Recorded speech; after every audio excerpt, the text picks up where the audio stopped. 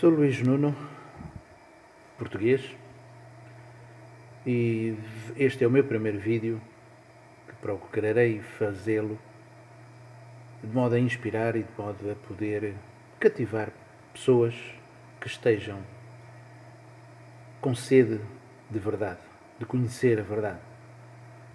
E quando digo verdade, não é isto ou não é aquilo, mas de conhecer algo mais sobre a existência de Deus.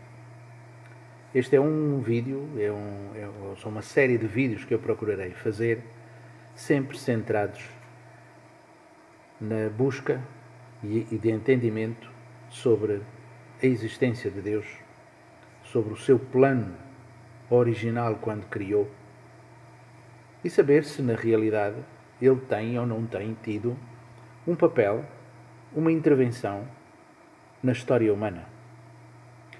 Acredito plenamente que Deus tem tido uma forma e uma fórmula para estar e trabalhar com o ser humano, de modo a poder elevá-lo espiritualmente e a fazer com que este ser humano possa realmente realizar a finalidade pela qual foi criado. Que nós, muitas das vezes, também falamos sobre isto e não sabemos porque é que nós existimos. Qual é a finalidade da existência humana? Bom, para estes assuntos, que já têm muitos séculos de discussão, eu procuro desenvolver um determinado entendimento na base daquilo que o Reverendo Sun Myung Moon nos ensinou, e eu perfilho dessa mesma forma de pensar e de agir. Com esta situação, eu procuro ir ao encontro de muitas das questões que o ser humano procura. Nomeadamente, o Reverendo Sun Myung Moon traz-nos uma abordagem diferente da existência de Deus. É algo que é fundamental nós podermos conhecer se na verdade Deus existe ou não existe. É fundamental para nós podermos entender se é ou não é possível também adquirirmos essa paz que todo o ser humano deseja. Paz em todos os níveis. Paz ao nível individual, paz ao nível da família, paz ao nível da nação, paz ao nível da sociedade, do mundo inteiro. É necessário conhecer realmente a existência de Deus e, mais ainda, conhecer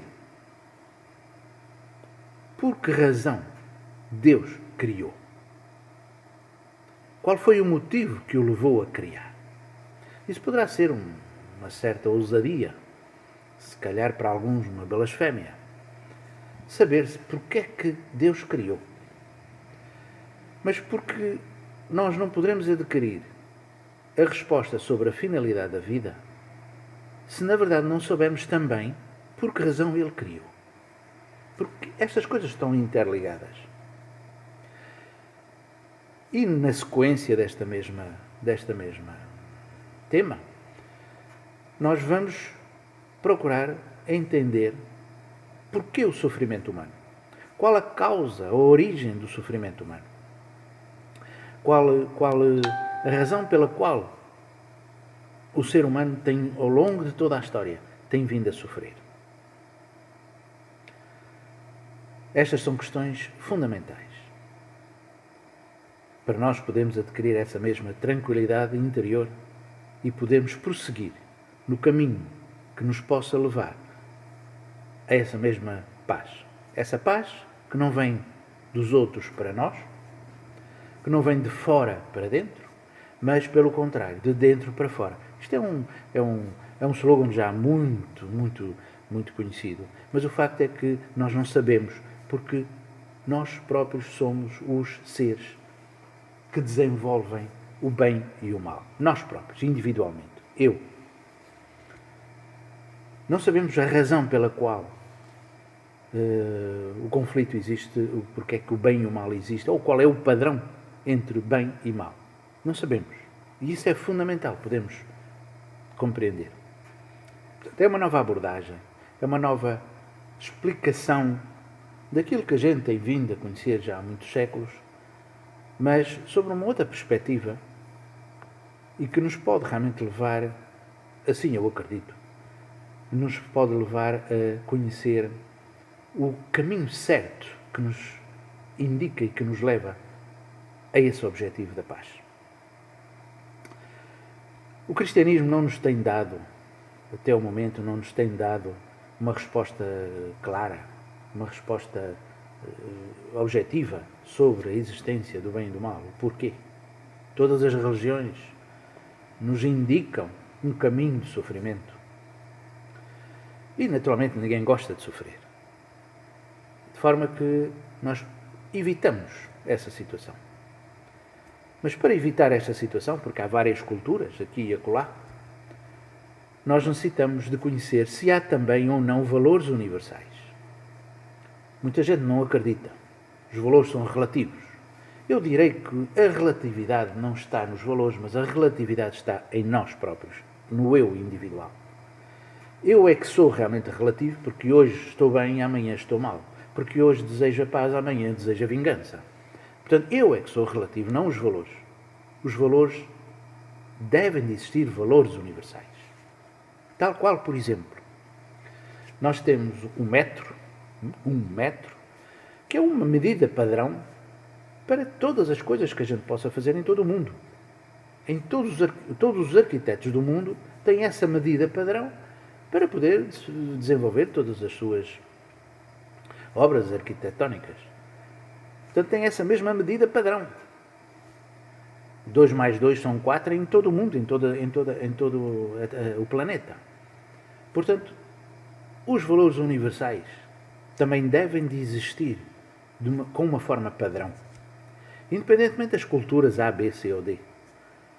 Esses valores universais são aqueles que nos podem realmente levar a criar unidade entre todo o ser humano. Unidade, naturalmente, racional, portanto, intelectual, se quisermos, uma unidade de espírito, uma unidade de sentimento. Porque se não tivermos realmente esses valores universais, enfim, políticas, educação, relações sociais, relações culturais, entrarão em choque, certamente.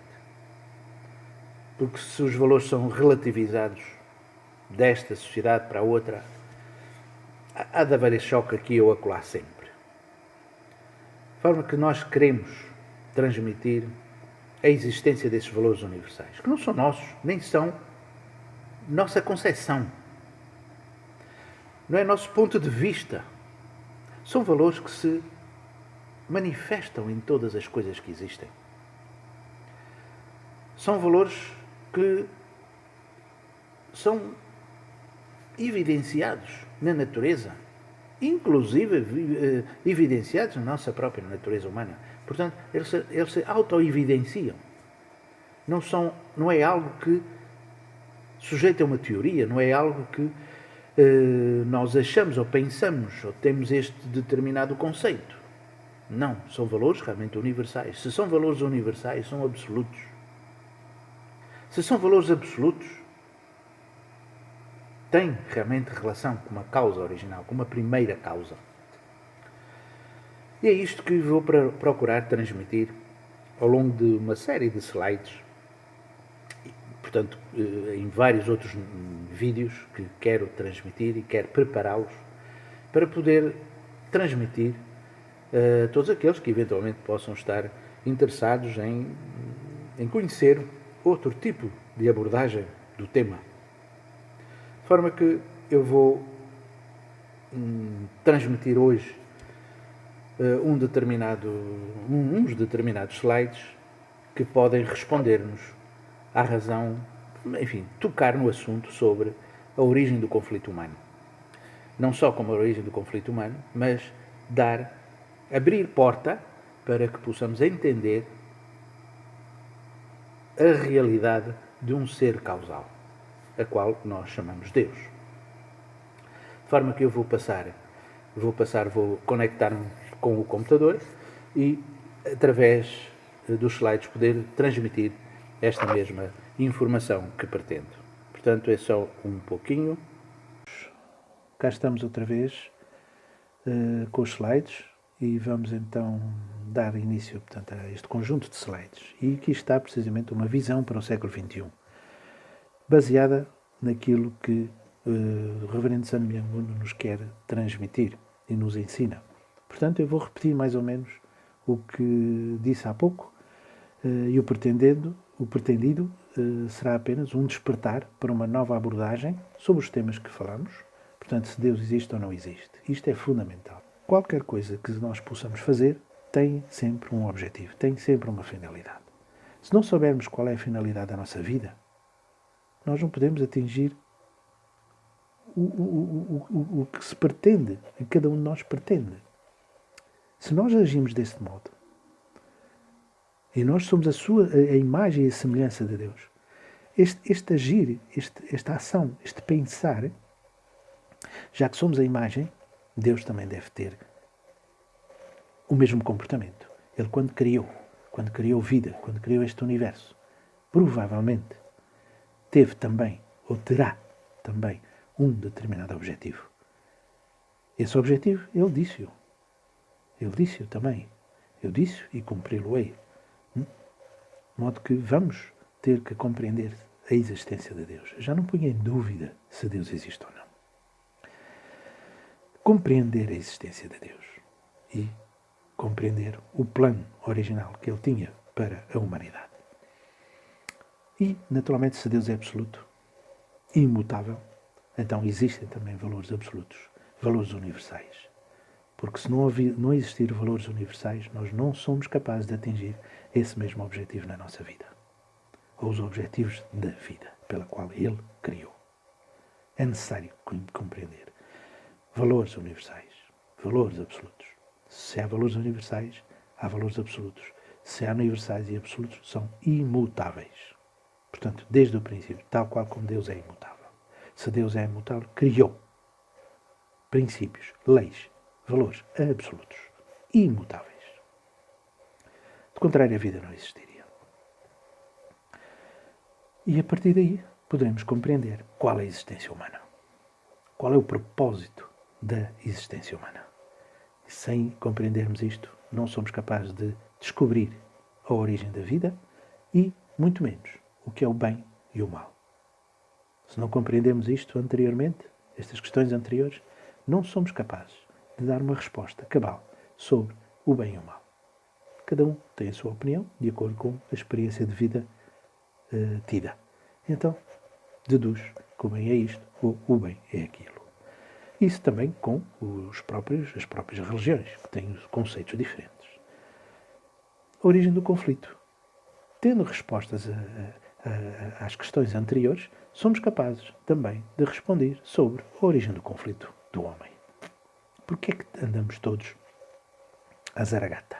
Porquê é que andamos todos zangados uns com os outros, aborrecidos e políticas muito contraditórias? Porquê realmente este conflito humano?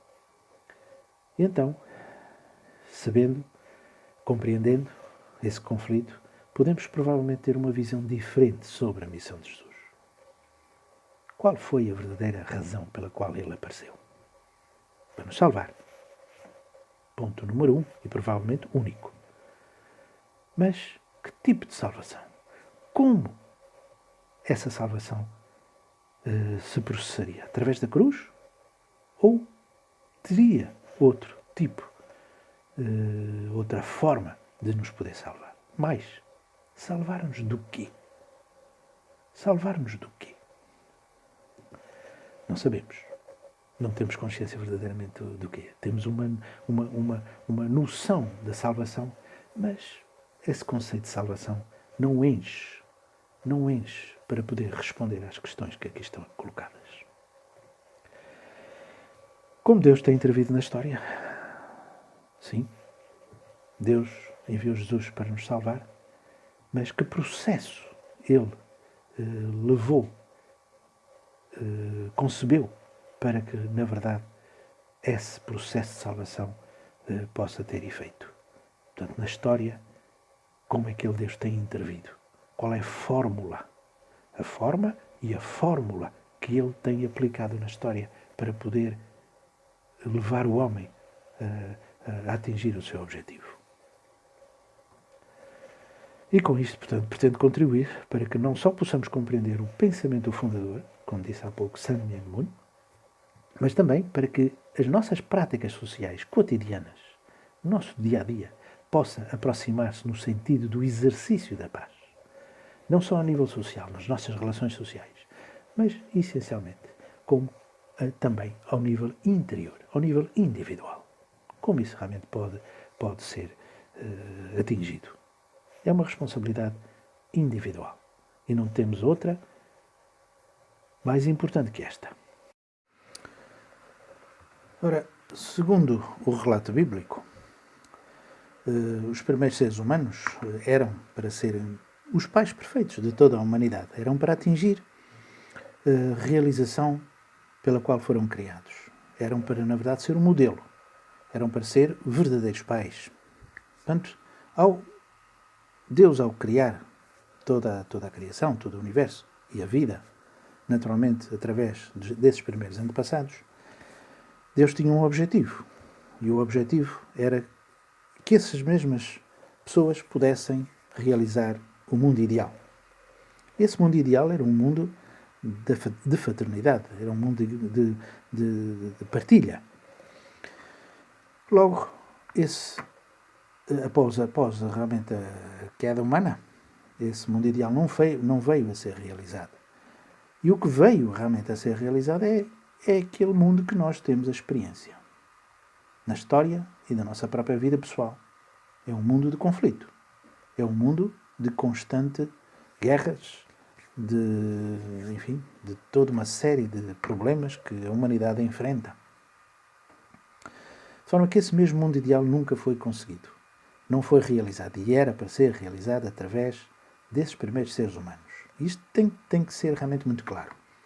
Porque muitos cristãos entendem que eles realizaram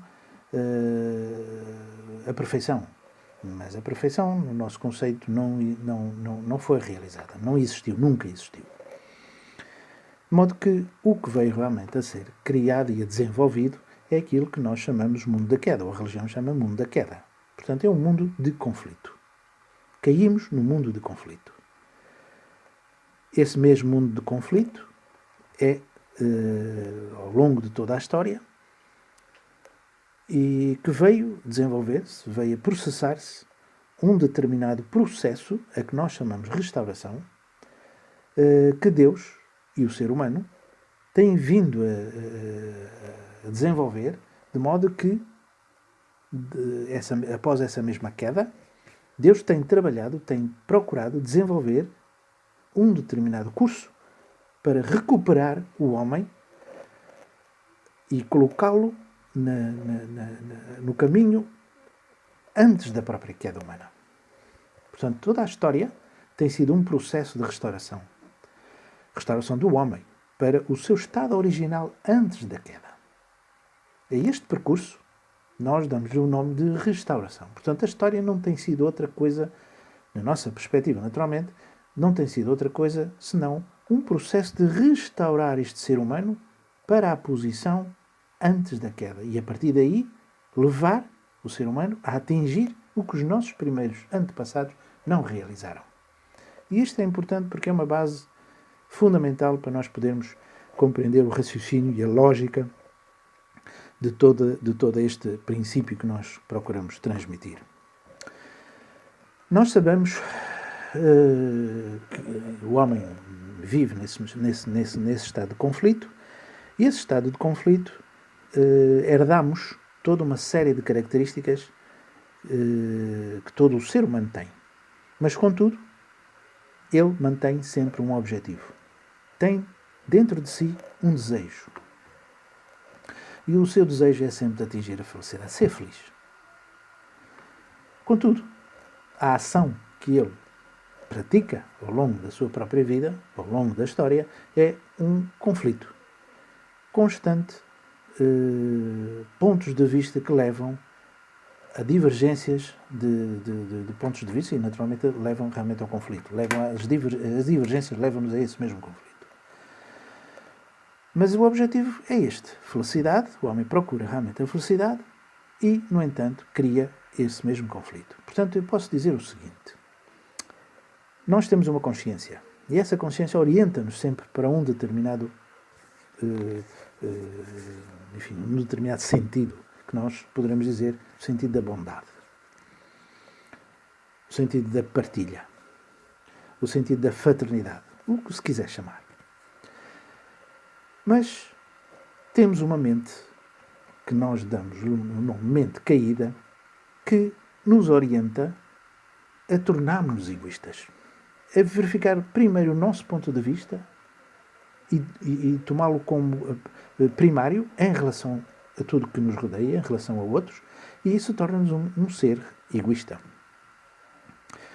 Estas atitudes de conflito que o homem mantém, ele procura realmente ser bom, mas, no entanto, a sua ação leva a que se torne egoísta. E este é o conflito. Mas posso tentar explicar isso de outro modo.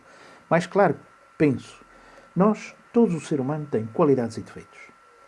As qualidades, naturalmente, ao serem desenvolvidas, orientam-nos precisamente para um caminho de bondade, um caminho de fraternidade, como disse há pouco, mas também tem defeitos. É esta contradição. Nós somos um ser de qualidades e somos um ser de defeitos, ou com defeitos. E este é um conflito que existe entre nós. O povo normalmente diz assim, ele no fundo até é boa pessoa. Ora bem, se ele diz no fundo, significa que há um cimo. E o cimo prevalece sobre o fundo. Porque, no fim de contas, o povo diz, no fundo ele é boa pessoa. Então, o que é aqui realmente prevalecente é o que está no cimo. E o que está no cimo são os nossos defeitos. Que é mais vincado ao longo da história. É uma história de problemas. E esses problemas são criados pela nossa própria natureza que contém defeitos. Portanto, a isto chamamos mente caída, que foi adquirida. Essa mente caída foi adquirida após a queda humana. E que tem vindo a ser dominante na história. Porque a mente original, digamos, o carimbo que Deus nos marcou, que Deus colocou dentro de cada um de nós, leva-nos a desejar a felicidade e a procurar realmente a bondade. Portanto, nós temos uma natureza original e temos uma mente adquirida, que é uma mente caída. Mais à frente posso dar a explicação mais concreta de como é que realmente esta mente caída e a mente original existem em nós. Não é muito difícil, porque nós sabemos, há muitos ditados populares que nos podem fazer compreender realmente esta realidade. Ora, esta situação de mente original, mente caída, de qualidades e defeitos, é uma contradição humana. E esta contradição humana é que nos torna relativos em relação a tudo que nos rodeia.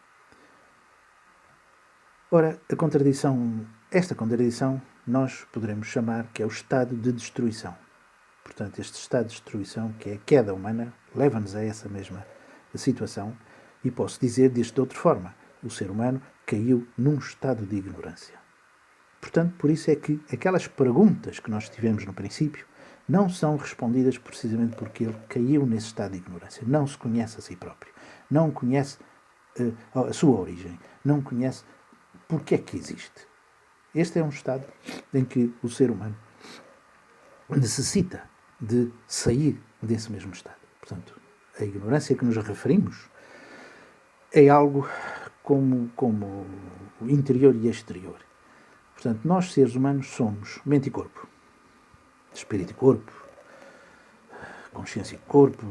Espiritual, físico. Enfim, nós dizemos mente e corpo. A mente e o corpo necessitam, portanto, o nosso interior A nossa psicologia necessita de determinado conhecimento para podermos adquirir essa tranquilidade e essa paz. Por isso há muitos movimentos, com origem provavelmente das filosofias orientais, para a reflexão, para a interiorização, para a meditação, através do yoga e outras práticas, que nos podem levar a esse mesmo conhecimento interior. E o corpo tem a ver com o conhecimento externo, da própria forma como o corpo deve existir para ter saúde. Portanto, nós devemos ter isto, tanto o conhecimento interno e o conhecimento externo, de uma forma bem clara na nossa mente. Mas o que acontece é que caímos numa ignorância interna, que tem a ver precisamente com o bem e o mal, a finalidade da vida, os valores da vida, a vida para além da morte, etc. Questões do género, questões mais de ordem interior, e caímos também na ignorância externa, porque não sabemos, as coisas da matéria, as leis da matéria, a origem da própria vida, determinada situação na própria saúde. E há muitas coisas que, a nível do conhecimento externo, nós ainda continuamos desconhecedores. Portanto, é esta a ignorância que nós nos queremos referir. Por isso, necessitamos, não direi de uma verdade, mas direi de uma nova expressão da verdade. A verdade foi expressa de várias formas, consoante o desenvolvimento espiritual e intelectual da humanidade. Portanto, as expressões dessa mesma verdade manifestam-se de várias formas ao longo da história. Tivemos os 10 mandamentos, um exemplo apenas. Jesus não contradisse os 10 mandamentos, mas expressou de um modo diferente. Portanto, a necessidade de uma nova expressão da verdade. E como podemos chegar até lá? A religião procura e desenvolve um conhecimento interno. Portanto, a religião, toda a religião procura desenvolver uma educação para o sentido das relações entre as pessoas. A ciência, por sua vez, desenvolve o conhecimento externo, naturalmente, as coisas da matéria, como é que elas existem, como é que elas se relacionam. Portanto, há aqui 2 tipos de conhecimento. Esses 2 tipos de conhecimento devem ter uma relação entre si. Não devem ser independentes, mas devem ter uma relação a que nós chamamos esta relação, uma relação de troca, uma relação de dar e receber, uma relação de intercâmbio, como se quiserem. E esta relação entre religião e ciência, não é muito bem compreendida, porque a ciência traz-nos determinadas evidências que parece contradizer o que está escrito nos livros sagrados. Mas parece, porque não é. E podemos verificar isso mais à frente. Portanto, essa unidade entre religião e ciência pode dar-nos uma nova expressão dessa mesma verdade que existe desde há muito. E, se nos dá essa mesma expressão, as coisas tornam-se muito mais claras e, nesse sentido, nós poderemos então caminhar de uma forma mais objetiva, de uma forma mais assertiva para a realização da alegria, da felicidade, que, no fim de contas, todos nós procuramos conseguir.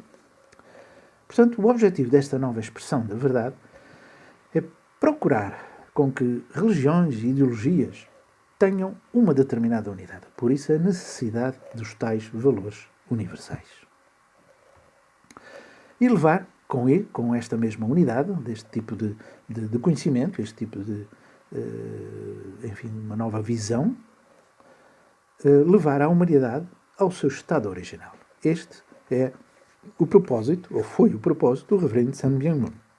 Esse é o objetivo pela qual ele deu a sua vida. E que hoje infelizmente,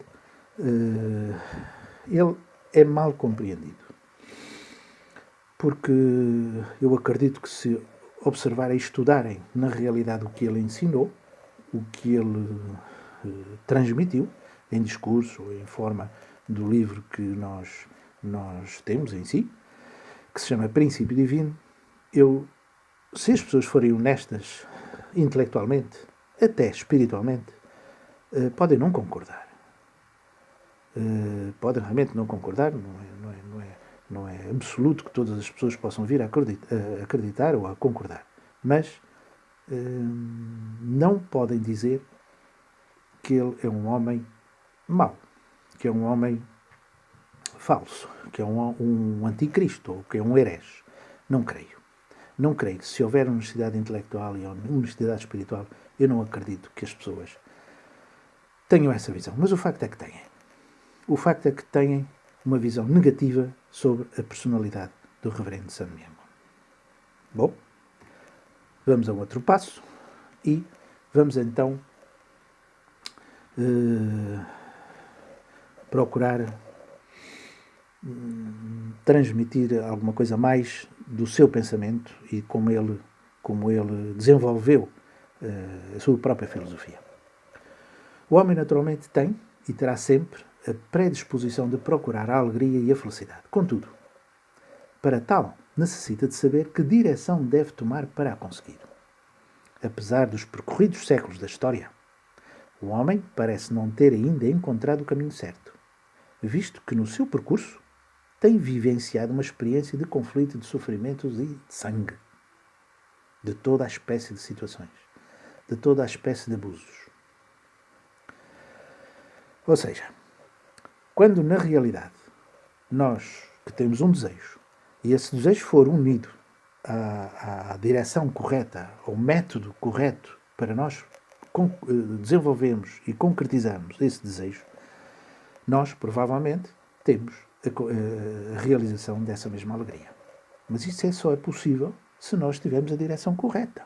Num jogo de futebol, se só temos pessoas com determinada função, falta-lhes qualquer coisa para poderem chegar a esse mesmo objetivo, que é marcar um golo.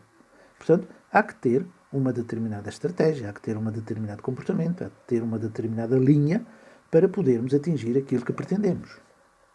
Portanto, há que ter uma direção certa. De contrário, não é possível. E isto é o que a história nos tem vindo a transmitir. A história não nos transmitiu até hoje qual o caminho correto. E então temos variadíssimas filosofias, variadíssimas formas de pensar, que todas elas não nos têm indo a levar para a concretização daquilo que nós procuramos, que é a alegria, a felicidade, a realização, etc. Ora, temos vindo a caminhar numa direção errada. Falta qualquer coisa mais, em termos de conhecimento, para encontrarmos essa mesma felicidade. E o facto é que não a encontramos.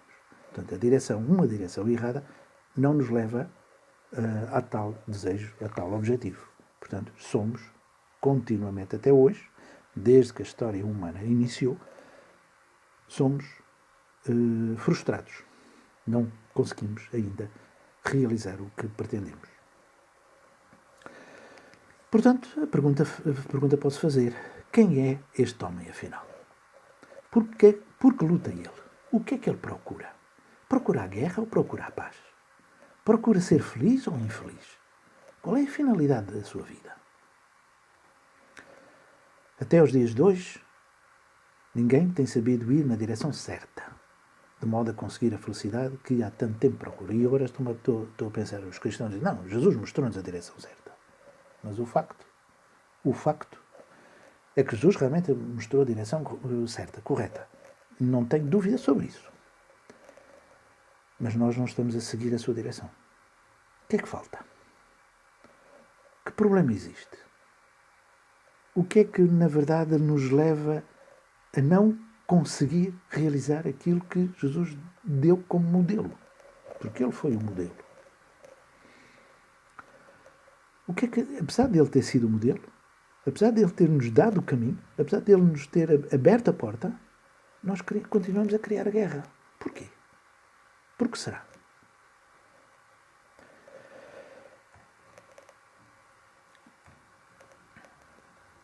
Então, a paz e a harmonia acredito que só serão possíveis se todos bebermos da mesma fonte. Ou seja, se todos partilharmos dos mesmos valores e ideais. Eu digo todos na realidade. Porquê todos?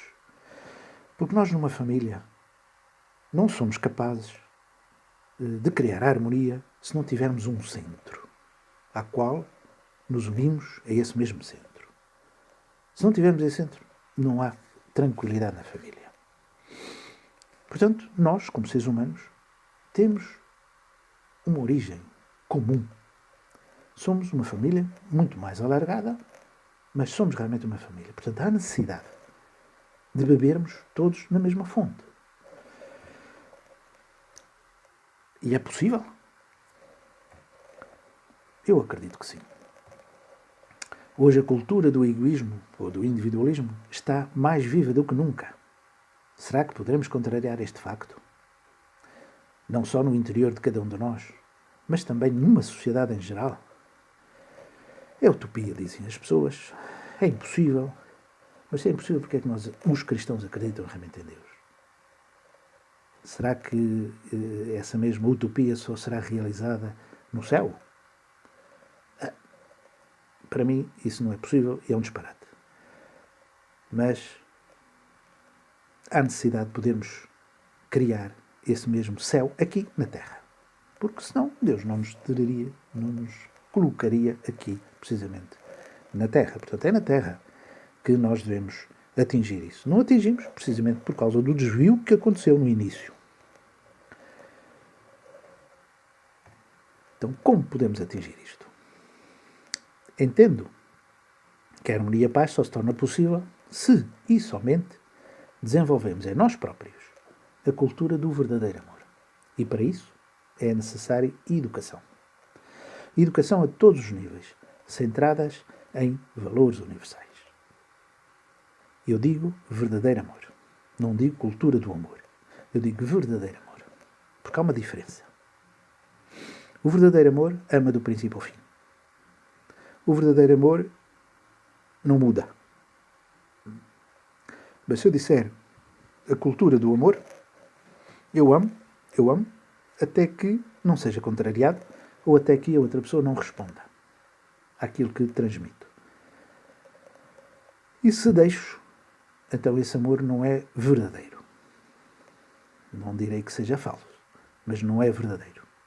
Direi que será incompleto, intermitente, o que se quiser. Mas verdadeiro não é. O verdadeiro é aquele que ama do princípio, ama no fim, no meio e ama no fim. Independentemente das condições que ele ou ela vai encontrar. Isso é verdadeiro. E esse verdadeiro amor está expresso em Jesus. Desde o princípio até ao fim, ele não alterou a sua capacidade de amar. Não alterou. Portanto, esse verdadeiro amor só tem que ser cultivado em cada um de nós.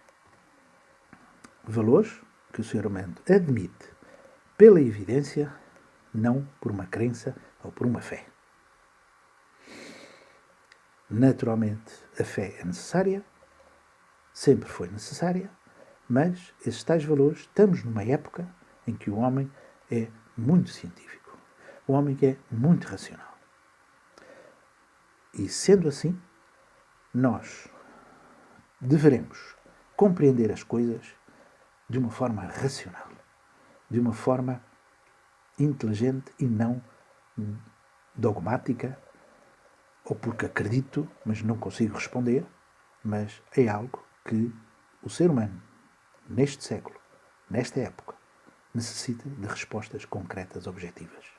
Senão, não reforça a sua crença num Deus, numa causa, numa origem, porque não compreende as coisas de forma racional.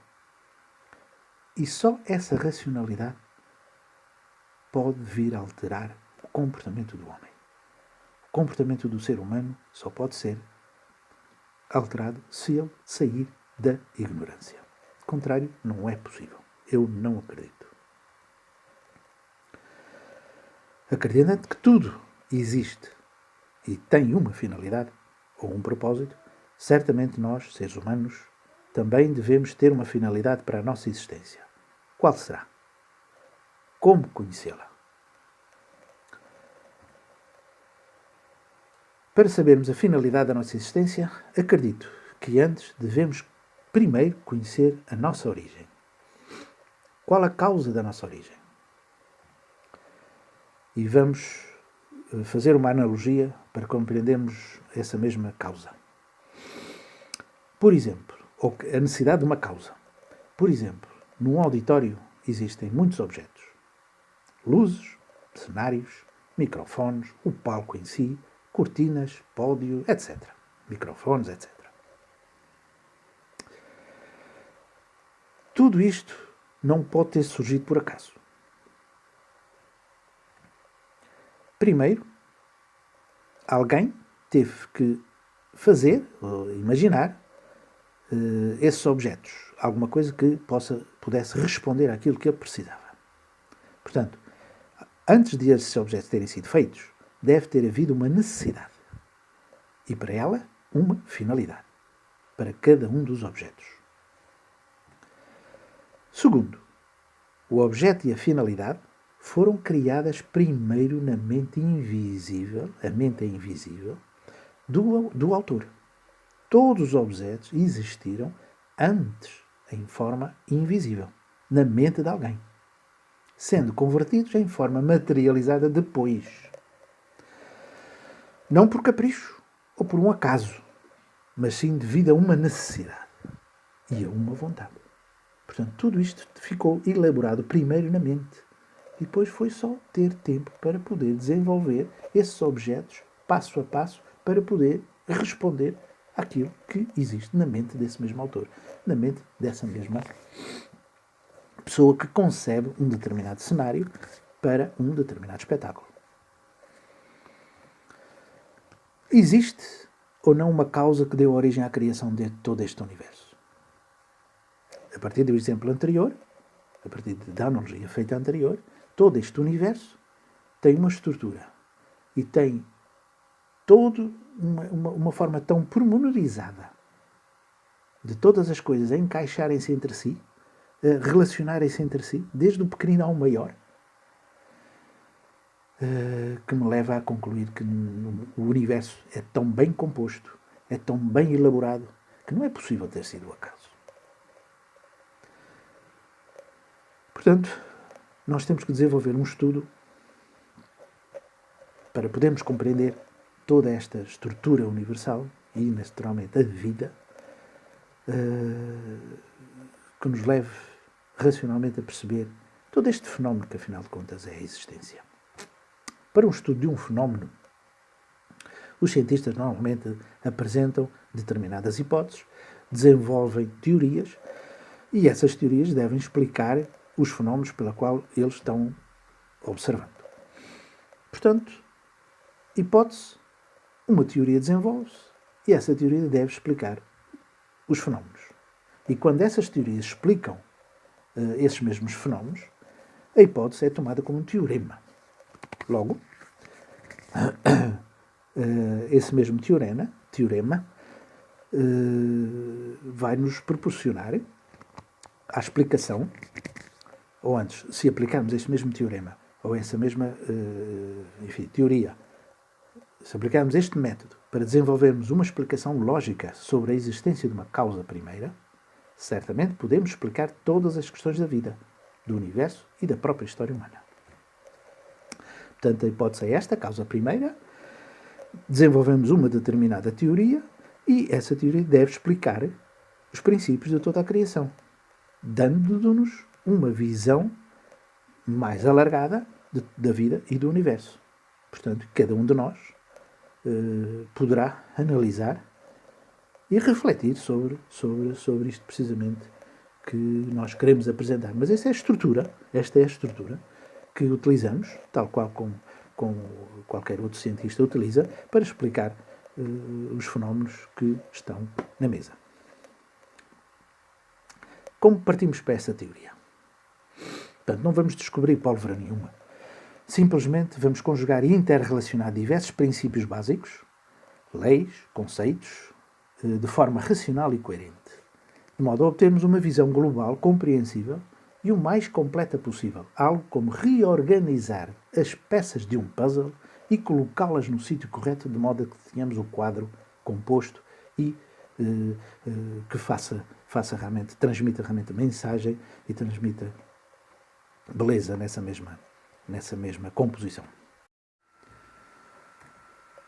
Por exemplo, numa obra, seja ela escrita ou não, pinturas ou outra qualquer, numa obra criada expressa-se a mente do autor.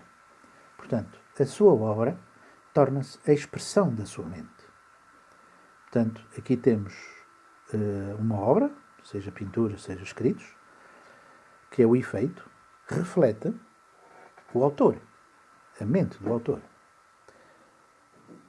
Seja ele quem for, até pode ser que já não esteja entre nós.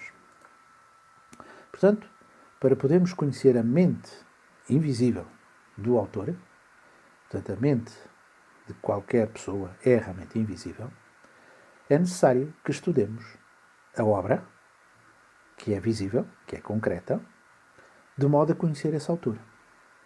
Portanto, só podemos conhecer determinado autor que eventualmente já possa ter desaparecido. Nós só analisando e estudando as obras que ele deixou, podemos vir a perceber e a compreender o caráter, a personalidade desse mesmo autor. Portanto, é esta relação que nós poderemos vir a desenvolver esse conhecimento por uma causa primeira. Portanto, os escritos, as pinturas, são efeito, de modo que há uma causa. E a causa é realmente invisível, porque antes de elaborarmos seja o que for, nós pensamos, nós raciocinamos, nós idealizamos, de forma que esse idealizar, esse pensar, etc., é a nossa mente que é invisível. Portanto, como então procurar, ou ir à procura de uma causa primeira? Vamos usar um método anterior. Podemos observar a criação como uma obra, como um fenómeno, é o efeito, e deste modo procurar conhecer o autor como causa. É este o método que a própria ciência usa ao aceitar que todo o efeito reflete uma causa. Portanto, este efeito tem uma causa e reflete a causa, e a causa, por sua vez, reflete-se no efeito. Não está aqui uma coisa parecida? A Bíblia não diz alguma coisa parecida quando está escrito em Gênesis: façamos o homem à nossa imagem e semelhança? O homem é efeito.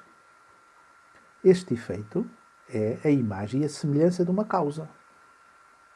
Não há aqui uma relação? Portanto, as obras refletem o artista e o artista reflete-se nas obras. Da mesma forma, o universo, a vida, reflete uma causa primeira e esta causa primeira reflete-se no universo. Chamemos ela energia, chamamos Deus, seja o que for. Mas todo este universo, particularmente o homem, que é efeito, é a imagem e a semelhança dessa mesma causa. Logo, podemos aqui ir à procura, e vou procurar, fundamentar a racionalidade de uma existência, ou para a existência, de uma causa invisível. Este exemplo que eu vos vou dar, para mim, foi muito esclarecedor quando ouvi um professor falar sobre este assunto. E este mesmo professor, desenvolvia o tema numa perspectiva diferente que eu agora estou procurando desenvolver, mas os exemplos que eles deram foi para mim muito forte, muito claro. Porque o que é que existe primeiro? O sentimento ou a lágrima? O que é que existe primeiro? A lei ou o fenómeno? O princípio da gravidade. As coisas caem, os objetos caem por causa da lei da gravidade. Portanto, por isso caem. Portanto, o que é que existe primeiro? A lei ou o fenómeno? O sentimento ou a lágrima? Seja de tristeza ou seja de alegria, não interessa. O sentimento ou a lágrima? O que é que existe primeiro? O que é que existe primeiro? A função ao órgão. Os olhos, os ouvidos, boca, etc. O que é que realmente existe primeiro? Então, outra parte do raciocínio é: existe uma lágrima sem sentimento? Existe a lágrima sem um sentimento?